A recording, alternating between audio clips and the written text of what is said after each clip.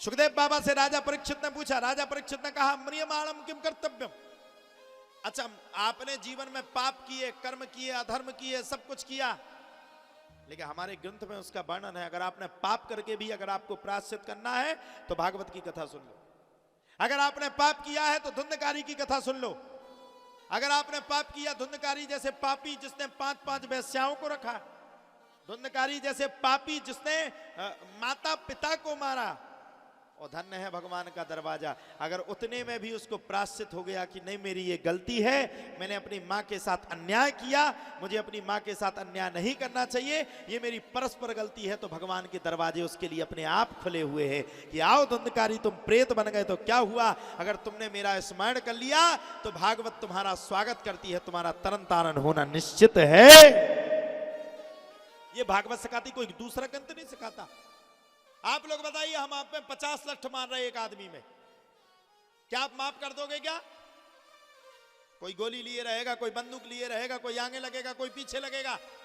लेकिन धन्य है भगवान की कथा, यही तो भगवान की कथा में सिखाती है कि अगर कोई व्यक्ति हमारे सामने हाथ जोड़ करके नतमस्तक होता है तो हम हिंदुओं का कर्तव्य है कि उसे हमें अपनी शरण में लेना ही चाहिए। भगवान ने सब कुछ सिखाया। भगवान ने पहले युद्ध नहीं किया। भगवान किसने किया? आप कथा उठा करके देख लीजिए।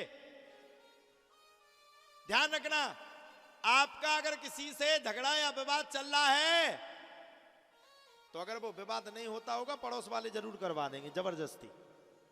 महाभारत का युद्ध हुआ, कुछ पांडवों के साइड लग गए जो कौरव के विरोधी थे, और जो पांडवों के विरोधी थे वो कौरव के साइड लग गए। अरे लड़ो तुम आधार लड़ पड़ो, हम तुम्हारे साथ हैं। अरे क्या उन्हें समझौता करवाना, क्या उनके पास जाना, क्या उन्हें समझाना?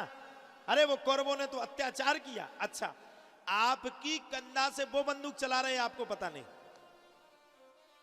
भगवान श्री कृष्ण ने रोका, रुक जाओ, कैसी बातें करते हो? युद्ध करना कोई हल्की बात है? सबसे पहले अगर कोई व्यक्ति गलती करता है तो हमें उसे गलती का मौका भी देना चाहिए। इतने जल्दी युद्ध नहीं होगा।